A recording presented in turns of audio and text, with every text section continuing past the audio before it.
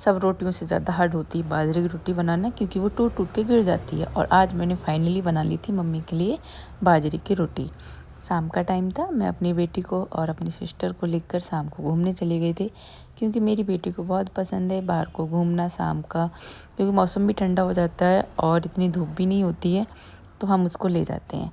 फिर शाम को सब्ज़ी बना ली थी, फिर मम्मी बोल रही थी कि मेरे को थोड़ी सी 2 रोटी बाजरे की बना देना, मगर मैंने बनाई नहीं है कभी। मैं सोच रही थी बनेगी कैसे, क्योंकि चूल्हे पे तो अच्छी बन जाती है और गैस पे थोड़ा सेकने में प्रॉब्लम हो जाती है। उसे सेकने के लिए ना बहुत ज़्यादा आग ईंधन चाहिए लकड़ी वाला, मगर मैं गैस पे ट्राई कर रही थी कि गैस पे बन भी जाएगी या नहीं।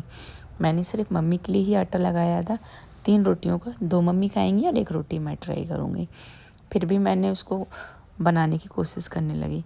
कुछ लोग पानी लगा लगा के लेडीज़ें बनाती हैं बाजरे की रोटी, मगर मैं सूखा आटा लगा के बनाती हूँ, क्योंकि डर लगता है क्योंकि टूट के नहीं गिर जा। इतनी सॉफ्ट होती है कि ना टूट के गिरी जाती है, मगर जैसे मैं उसको सोच रही थी कि थोड़ा और बढ़ा दूँ, मगर फिर भी देखो टूट गई।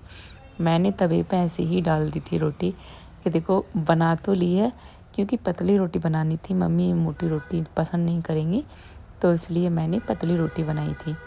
मैंने इसको पलट भी दिया, मगर मैं सोच रही थी कि ये अब पलट तो दी है, मगर उसको सेकूँगी कैसे आँच पे। फिर मेरी बेटी रोने लगी थी, मैंने उसको ले लिया था और किचन में आ गई थी मेरी सिस्टर। 1 रोटी बनानी थी, मगर फिर भी टूट गई थी, क्योंकि इतनी ये होती है कि बीच में से टूट जाती है, इसका ना सॉफ्टनेस नहीं होता और बहुत खड़ी रोटी होती है।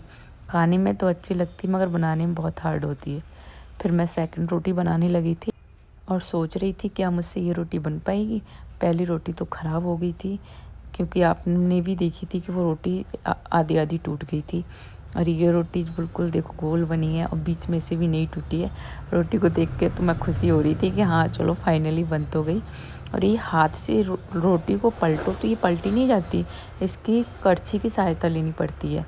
और फिर आलू बनाए थे, क्योंकि इसकी ना सब्ज़ी बहुत ज़्यादा होनी चाहिए, तो आलू ही सब्ज़ी बनाई थी मैंने, और थोड़ी सी ग्रेवी रखी थी, पतली सब्ज़ी बनाई थी। अब मम्मी को देख के आनी थी और उस पर मैंने घी लगा दिया था, मम्मी को दे दी थी रोटी और सेकंड रोटी भी। मगर मैंने इसको गैस पे ऐसे सेका था जैसे कि चूल्हे पे, मतलब स्लो गैस कर लिया था और आराम से सीखी थी।